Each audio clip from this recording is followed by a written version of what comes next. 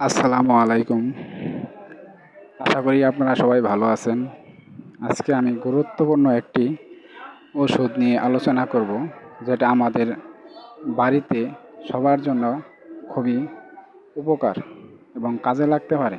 আমাদের বাসাবাড়িতে সবারই হাঁস, মুরগি, কবুতর আছে, যেটা আমাদের অন্যান্য কাজের পাশাপাশি আমরা বাড়িতে লালন পালন করে থাকি। তো এক্ষেত্রে দেখা যায় আমাদের হাঁস মুরগিগুলো অনেক সময় বিভিন্ন ধরনের রোগে আক্রান্ত হয়।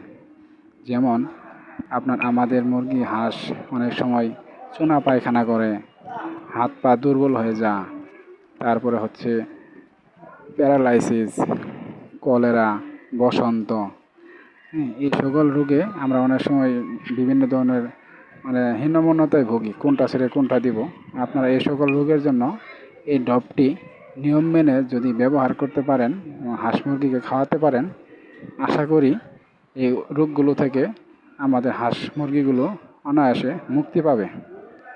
এই ওষুধটি আপনারা ব্যবহার করতে পারেন।